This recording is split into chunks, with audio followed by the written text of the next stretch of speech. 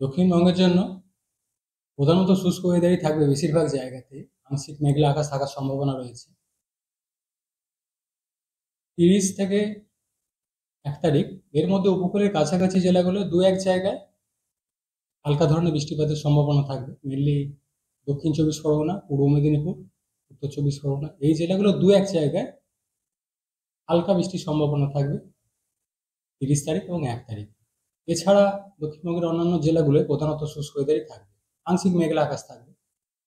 তাপমাত্রা খুব একটা উল্লেখযোগ্য পরিবর্তন থাকবে না আগামী দুদিনে।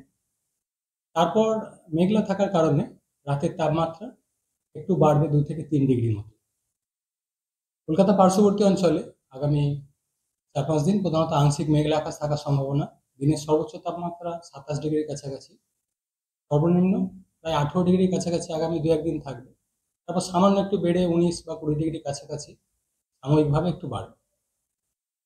উত্তরবঙ্গের জন্য প্রধানত শুষ্ক ওয়েদারই থাকবে। তাপমাত্রার খুব একটা উল্লেখযোগ্য পরিবর্তন উত্তরবঙ্গে থাকবে না, সামান্য একটু বাড়বে উত্তরবঙ্গে রাতের তাপমাত্রা।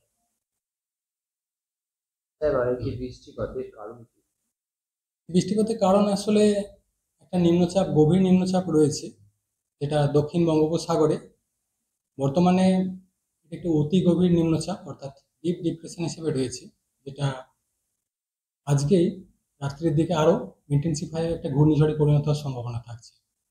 মেনলি এটার প্রভাব দক্ষিণের দিকেই, অর্থাৎ দক্ষিণ বঙ্গোপসাগর এবং তামিলনাড়ু উপকূল সংলগ্ন এরিয়াতেই ম্যাক্সিমাম প্রভাবটা থাকবে।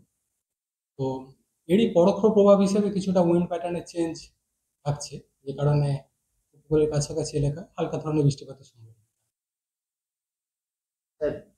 সরাসরি এই সিস্টেমটার কোনো প্রভাব না থাকলেও সরাসরি প্রভাব প্রধানত তামিলনাড়ু সাইডে, কিন্তু পরোক্ষ প্রভাব হিসেবে যেহেতু উইন্ড প্যাটার্ন এটার জন্য খানিকটা চেঞ্জ হচ্ছে, সেই কারণে পরোক্ষ প্রভাব হিসেবে উপকূলের কাছাকাছি এলাকায় দু এক জায়গায় হালকা বৃষ্টি।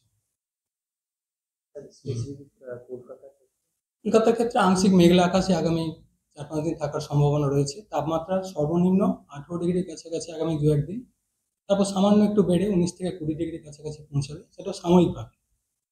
এই সিস্টেমটা সরে গেলে তারপর আবার কমবে তাপমাত্রা। দিনের তাপমাত্রা একটু কমই রয়েছে, 27 ডিগ্রির কাছাকাছি রয়েছে এবং এর কাছাকাছি থাকবে, 27 ডিগ্রির কাছাকাছি সর্বোচ্চ তাপমাত্রা।